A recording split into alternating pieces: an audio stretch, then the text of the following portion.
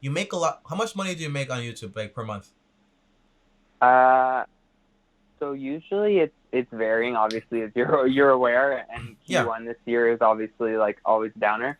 yeah, So this month probably I don't know, like 5K. This is Canadian. I'm in Canada, so like yeah. 5K Canadian. But like last year was my first full year being monetized, and I pulled in about 80K.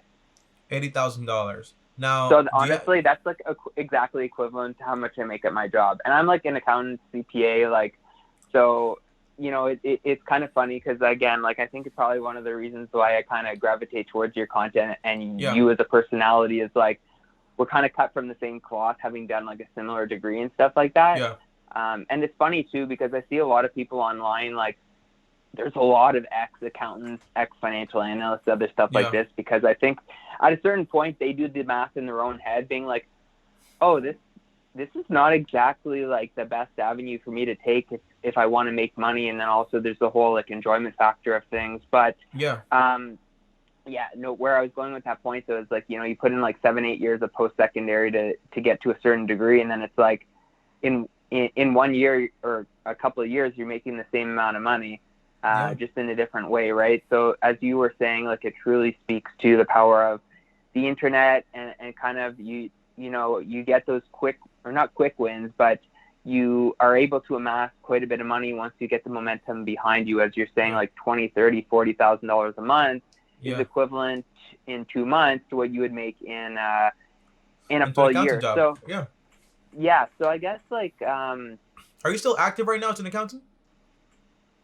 well, I mean, I work in internal audit, so I'm Okay. still practicing in a similar kind of vein. I'm not like in the controller kind of like how should I put it?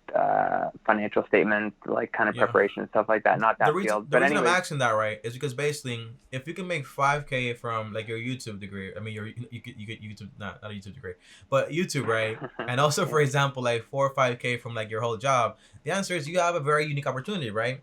You gotta invest a ton of this money into means to get passive income. So by the time YouTube doesn't work anymore, because it might happen, you never know what's gonna happen, you're still Mhm. having passive income come in. So the way I did it was I try to figure out exactly how much money would I need to live on a monthly basis, right? And for me, I don't need on an annual basis. I don't need more than $48,000 a year. I don't need more than that. So what you Mhm. want to do is, if you're gonna use the 4% rule, you want to grab a calculator and you want to put in, well, if I need $48,000 a year, divide that by zero point zero 0.04, right? Because basically this means, hey, I'm gonna take out 4% of my portfolio every single year. That means you need around $1.2 million if you want to be like me or whatever, right? You don't have to be like me.